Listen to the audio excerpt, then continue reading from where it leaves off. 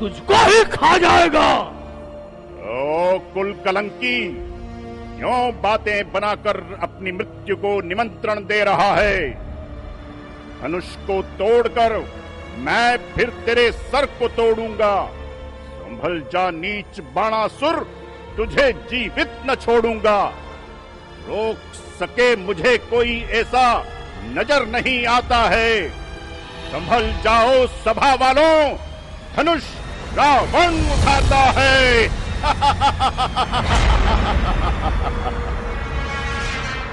अब ऐसी सभा में ठहरना उचित नहीं। यहां एक निशाचर द्वारा गुरुदेव का अपमान हो। अहंकार संसार में सदा पाप की खान। अभिमानी के मान को हरते हैं भगवान। महाशक्ति जगत जननी सीता है साकार। नमस्कार करता हूं उनको मैं मन से कोटि कोटि बार। यह पिनाक त्रिपुरारी का अब है यही विचार। इसको वही उठाएगा जो परब्रह्म अवतार। ये श्यामल स्वरूप है परब्रह्म, यही जगती के त्राता है। श्री रामचंद्र है मेरे पिता और सीता मेरी माता है। ओ रावण, तू यहां स्वयंवर रचा रहा है। उधर लंका में तेरी पुत्री निकुंभी को एक राक्षस उठाकर ले जा रहा है। वहां हमारा भाई विभीषण है। वह तो भजन पूजन में लीन है।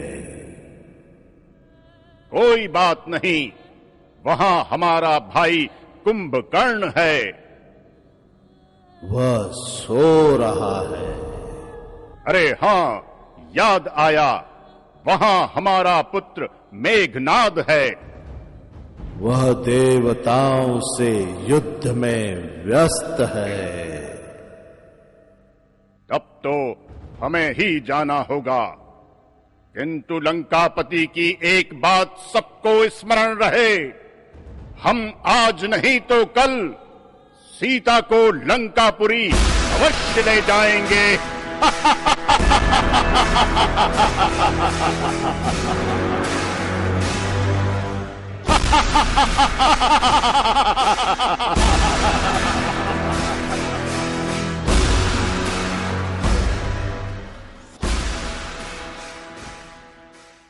सुने राजे महाराजे, सुने, पुनः ध्यान दीजिए। इस धनुष को जिसने चढ़ा भर लिया उसे त्रिभुवन में जय जयकार मिलेगी, और संसार भर में जिसके रूप के समान रूपवान नहीं, ऐसी हमारी बेटी उसे जयमाला पहनाएंगी। उठो शूरवीरों, उठो, अपनी अपनी शक्ति का प्रदर्शन करो।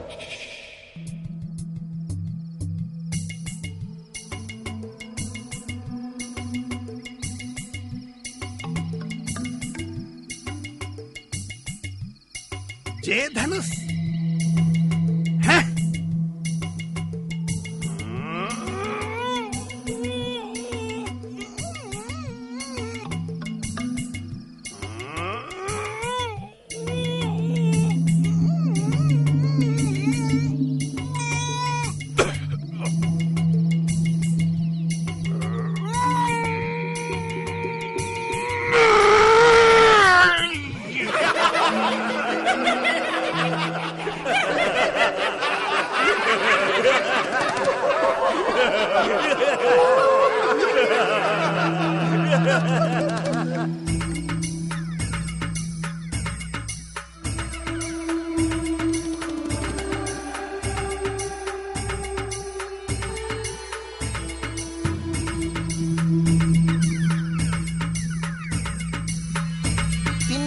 कैसा उठा देंगे इसको हम।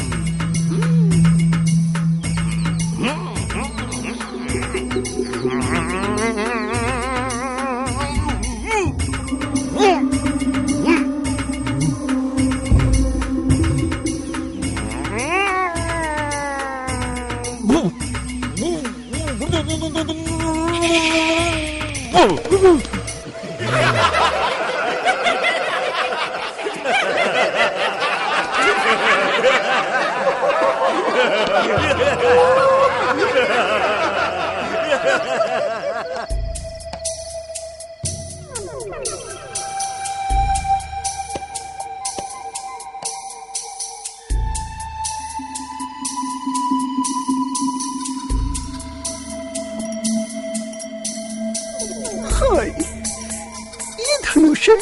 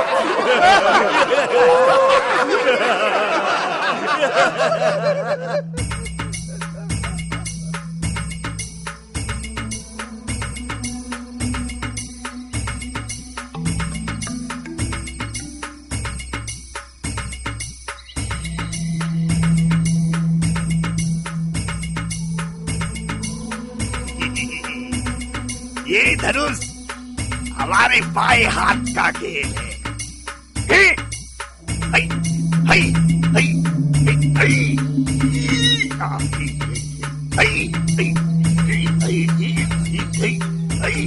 हई, हई, उठ जा, हई, हई, उठ, उठता, मत उठ।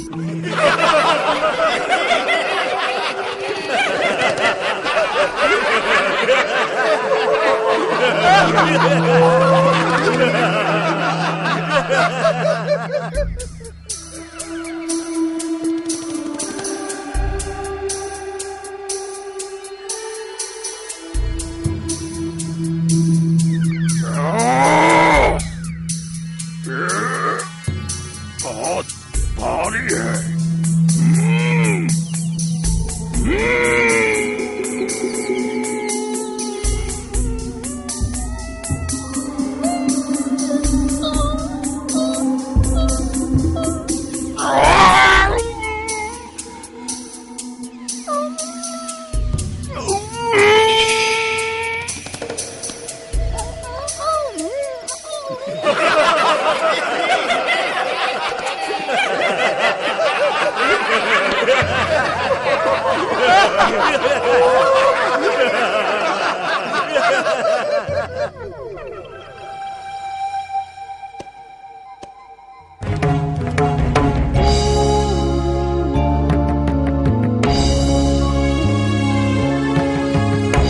बजनी को भाखे भटमारी, बजनी को भाखे भटमारी, वीर विहीन मही में जानी, वीर विहीन मही में जानी, तजहु आस निज निज गृह जाहु, लिखा न विधि वैदेही विवाहु, लिखा न विधि वैदेही विवाहु।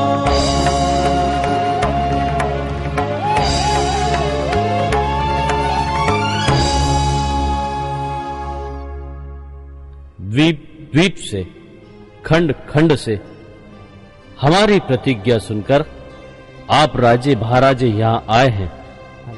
धनुष को चढ़ाना और तोड़ना तो दूर, आपसे वो तिल भर हिला तक नहीं। यदि मुझे पता होता कि भूखंड पर कोई सच्चा शूरवीर नहीं है तो मैं ऐसी प्रतिज्ञा करके उपहास का पात्र न बनता। प्रतिज्ञा तोड़ूं तो सत्य चूक जाऊं, न तोड़ूं तो पुत्री कुंवारी रह जाएगी। क्या करूं? मुझे पता होता तो मैं ऐसा प्रसंग ही नहीं उठाता। तुम में से किसी ने धनुष को हिलाया तक नहीं। अब सुने सब राजा कान खोलकर, चले जाएं यहां से, चले जाएं सब आशा छोड़कर, चले जाएं। हाँ, हमने प्रत्यक्ष में अपमान पाया, अब हमें चले जाना चाहिए। हमारे कुल की कीर्ति का प्रश्न है। अब कीर्ति रही ही कहां जो प्रश्न उत्पन्न हो? मुझे तो लगता है धरती पर कोई शूरवीर पैदा ही नहीं हुआ, धरती पर क्षत्रिय बचा ही नहीं। भगवान परशुराम के प्रयोग के पश्चात निश्चित ही धरती क्षत्रिय विहीन हो गई है। कोई शूरवीर होने का मान न रख सकेगा। मैं समाज में निसंकोच ये घोषणा करता हूं कि वसुंधरा वीरहीन हो गई है। क्षमा करे महाराज, बोल रहा हूं मैं बिना आज्ञा के। मिथ्या घोषणा प्रवंचना की है महाराज जनक ने। अपने कहे शब्दों का अर्थ उन्हें ज्ञात नहीं। वापस लें अपने शब्दों के बाणों को। चुपते हैं जो मुझे कहीं गहरे मन को। पूछे फिर एक बार इन सबसे, कह दे कोई कि बस शेष नहीं शूर एक भी। आपको परिश्रम न हो महाराज, मुझे कह दें, आज्ञा दे दें तो कंदुक की तरह ब्रह्मांड को उठा लूं। इस धनुष को लेकर कंधे पर 100 योजन तक दौड़ लगा दूं। ब्रह्मांड को एक ही ठोकर में कच्चे खड़े सा फोड़ डालूं। यदि कहे तो छत्रदंड की तरह तोड़कर उठा लूं।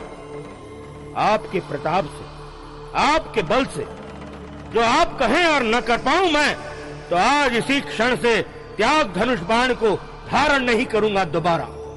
क्षत्रिय कहलाना बंद कर दूं, भिक्षा मांगकर 5 घरों की पेट भरूं। तो आज्ञा दे प्रभु, या जनक जी अपने शब्दों को वापस लें।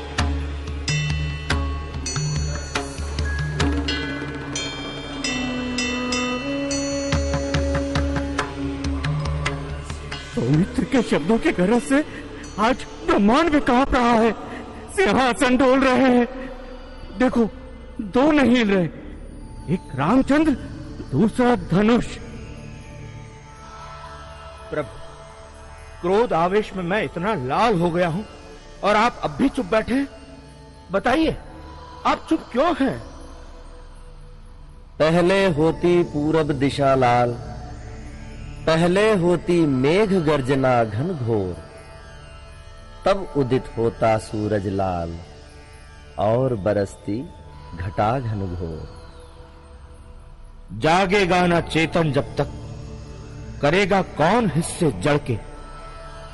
करना न हो आपको जब कुछ, आज्ञा दे मुझको, कर डालूं टुकड़े इसके 2।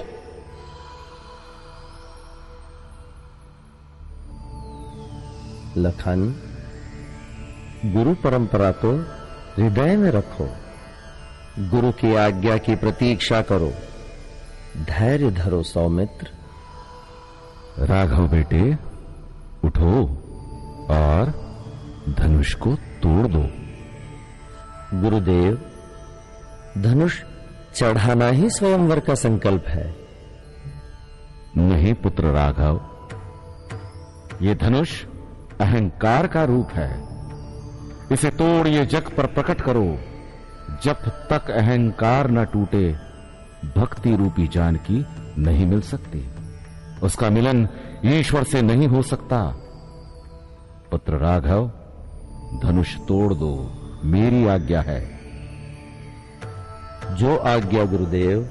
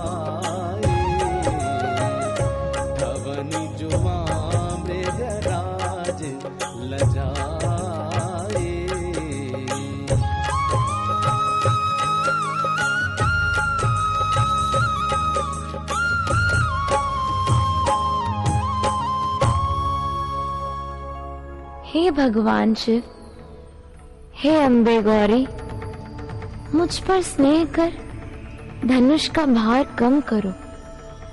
हे गणनायक, मुझ पर कृपा करे। हे शिव धनुष, अब तो मुझे तेरा ही आसरा है। अभिमानी राजाओं पर भार डालकर फूल जैसे हल्के हो जाओ। तुम बैठ जाओ लखन, खड़े क्यों हो पुत्र? गुरुदेव, मैं व्यर्थ नहीं खड़ा हूं। शेष के अवतार की भूमिका ही और क्या हो सकती है। मुझ पर धरती का उत्तरदायित्व है। मैं तो दिक्पालों को सावधान कर रहा हूं। दिक्पालों, धरती का भार सावधानी से पकड़े रहना। धनुष टूटेगा तो कुछ हो गया धरती को तो। बेटी के विवाह में मां को कुछ हो गया तो।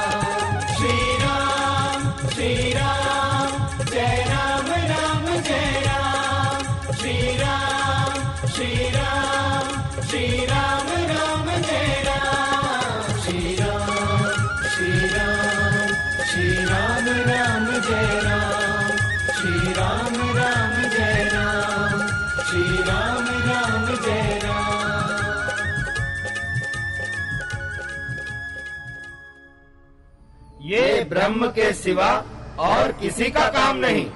अब तो देव मानो इन्हें। आज धनुष टूटने के साथ कई बातें टूट गई। चलो अच्छा हुआ, जनक की चिंता टूट गई। सुनैना जी की शंका टूट गई। जनकपुर वासियों की प्रतीक्षा टूट गई। और धनुष के टूटने के साथ ही मंदोदरी की चूड़ियां भी टूट गई। धन्य हो राघव, तुमने ऋषिकुल को धन्य बना दिया। मैंने अवधपति को वचन दिया था, राम मेरे साथ आएंगे तो अति कल्याण होगा। आज तुमने चरितार्थ कर दिया राघव।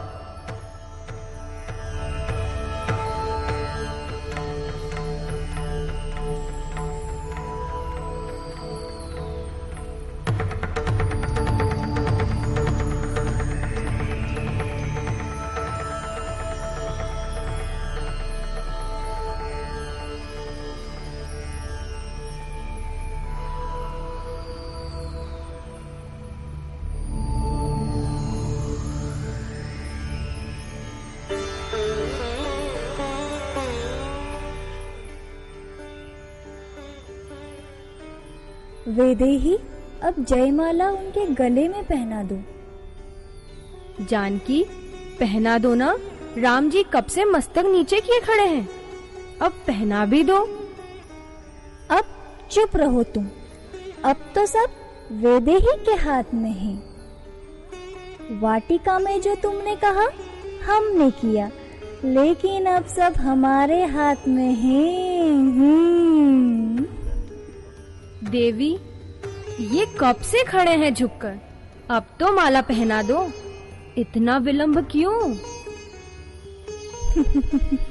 इन्होंने भी तो धनुष तोड़ने में बहुत देर लगाई है। अब हो रहा है हिसाब बराबर। अरे तोड़ने में विलंब स्वाभाविक ही है। अरे जब तोड़ने में विलंब हुआ है तो जोड़ने में विलंब तो स्वाभाविक ही है। अरे समझी, भक्ति के सामने ज्ञान को तो सर झुकाना ही है। देखो जानकी, ये राजा लोग पहले ही ईर्ष्या कर रहे हैं और अब ये सिर झुकाए भी खड़े हैं। इनको और अवसर मिल जाएगा। हमें तो इन राजाओं को ये बताना है कि इन्होंने धनुष तोड़ा फिर भी सर झुका रखा है नम्रता के प्रतीक के रूप में, और इन राजाओं ने कुछ नहीं किया फिर भी ऊंचा सर किए खड़े हैं अहंकार के लिए।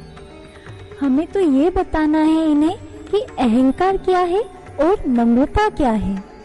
अच्छा सखी, हो गया, अब तो वरमाला डाल दो। अरे हमारी जानकी का कद छोटा है, इनके हाथ नहीं पहुँचते, इनसे कहो थोड़ा और झुके। ये रघुवंश कुल की मर्यादा है, इससे अधिक नहीं झुक सकते। या तो ये झुके या जानकी को ऊपर उठाए। नहीं नहीं महाराज, ये नहीं हो सकता। पुत्र, राम ने क्या कहा है और तुम क्या मना कर रहे हो? गुरुदेव, प्रभु कहते हैं शेष अवतार का उपयोग कर एक ओर से धरती ऊपर उठा दूं, तो जानकी जी माला डाल दें। तो लखन, ये कार्य पूरा कर दो न पुत्र। नहीं गुरुदेव, धरती उठेगी तो दोनों ओर से। असमानता में मेरा विश्वास नहीं। तो फिर क्या हो? ये समस्या कैसे टूटे? गुरुदेव, अगर आप आज्ञा दें तो मैं कुछ करूं। धनुष इन्होंने तोड़ा है, समस्या को मैं तोड़ूं। वो कैसे लखन? बस आप आज्ञा दें गुरुदेव।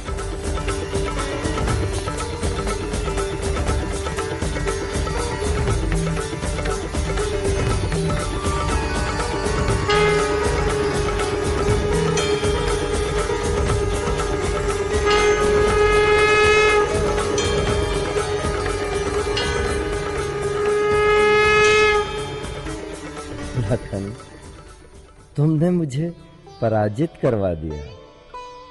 प्रभु, भक्ति के सामने ब्रह्म पराजित हो जाए, उसी में उसकी शोभा है। माताजी साक्षात श्रद्धा और भक्ति का रूप है।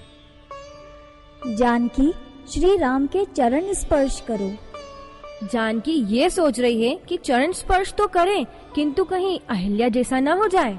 इनकी चरण रज की तो वह महत्ता है कि जड़ चेतन हो जाए, चेतन जड़ हो जाए, कहीं चेतन होने का प्रयोग यही ना हो जाए। हमला बोलो, सीता को हर लो, जनक बीच में आए तो मार डालो, राम लक्ष्मण को पकड़ लो, पकड़ लो, पकड़ लो।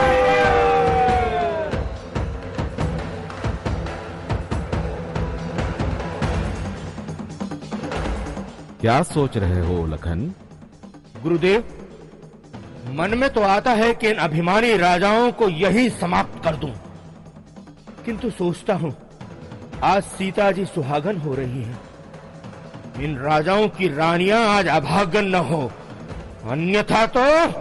शांत लखन, ये तो प्रकट है कि जब भक्ति प्राप्त होगी तो समाज विरोध करेगा ही।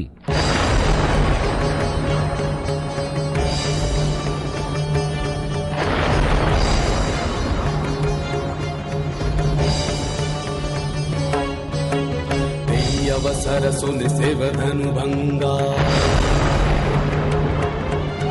आयो भृगुकुल कमल पतंगा।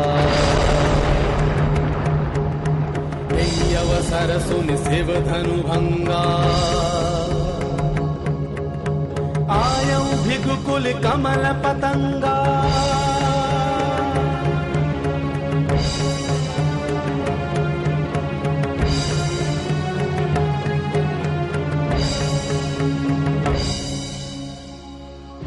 ये वो महात्मा हैं जिनको महात्मा होते हुए भी शस्त्र की ओर आकर्षण है।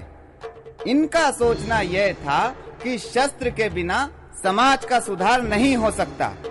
इन्होंने शस्त्र धारण किया, फिर भी सफल नहीं हो पाए। समाज का सुधार शस्त्र नहीं शास्त्र कर सकते हैं। आज एक महारथी के आयोजन में दूसरे महारथी का आगमन, कैसी विलक्षण बात है। कैसा विरोधाभास है। जनक जी राजा हैं, लेकिन शस्त्र नहीं शास्त्र से राजपाट चला रहे हैं। और ये दूसरे मुनि हैं, शास्त्र हाथ में होना चाहिए, लेकिन शस्त्र धारण किए घूम रहे हैं। इन्होंने राजा के कर्तव्य को पाला है।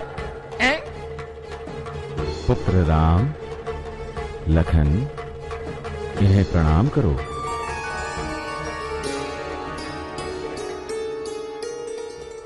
रे जड़ जनक, इतनी भीड़ क्यों?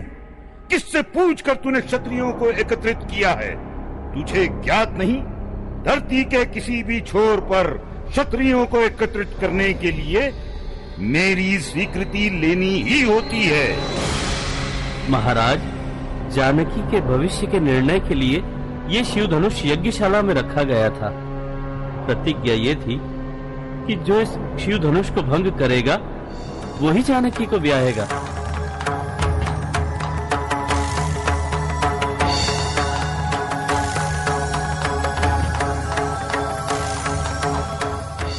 रे मूढ़ जनक, तोड़ा किसने शिव धनुष? गुरु का मेरे है अपमान प्रत्यक्ष। निकाल बाहर उस दंभी को जिसने तोड़ा धनुष इस सभा में। अभी इसी क्षण सिर धड़ से कर दूंगा अलग। अभी करो उसे विलग, अन्यथा जितने भी उपस्थित हैं राजे यहाँ, संहार कर दूंगा उन सभी का मैं। पहले जब जनक जी ने कहा था हमें तभी चले जाना चाहिए था। अब तो ये महात्मा हमें छोड़ेगा ही नहीं। अरे जनक महाराज, बता दो ना शीघ्र, कौन है वो? किसने तोड़ा है धनुष? बता शीघ्र, कौन है वो? नहीं तो सबको मार डालूंगा। अब तो समझो संहार होने ही वाला है। ये राघवेंद्र हैं। ये 3 बातों से अपना प्रभाव दिखाते हैं: रूप, शील और बल। रूप तो परशुराम को पहले ही दिखा दिया था, अब शील का प्रयोग करेंगे और तब बल का।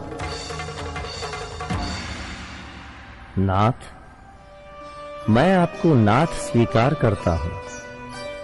आप पूछ रहे हैं धनुष किसने तोड़ा है? मैं आपके सामने दास की तरह प्रस्तुत हूं। महाराज, शिव धनुष कौन तोड़ सकता है? वो तो आपका दास ही होगा जो धनुष तोड़ सकता है। दास हो तो अधिकार है उसे दास कर्म का। ये कार्य तो निश्चित ही है किसी शत्रु का। सुन लो ये घोषणा क्षत्रिय संहारक परशुराम की। तोड़ा है धनुष जिसने, वो सहस्त्र बाहु से अधिक धारण करने वाला है रूप मेरे शत्रु का। परशु ना चढ़ाऊं जब तक उसके गले पे है नहीं संतोष की एक बूंद भी मेरे मन में। गुरुवर, ये आपने ठीक व्यक्ति से नहीं मिलवाया। महाराज, ऐसे धनुष तो हमने बचपन में बहुत तोड़े, कभी किसी ने इतना क्रोध नहीं किया। आज इतना क्रोध क्यों? आपको इस धनुष से इतनी ममता क्यों? आपको तो समता होनी चाहिए। कोई धनुष को तोड़े या जोड़े, आपको इससे क्या? आप होंगे अवश्य रघुकुल के सूर्य, लेकिन आपने रघुकुल के सूर्य के साथ ऊंचे स्वर में बात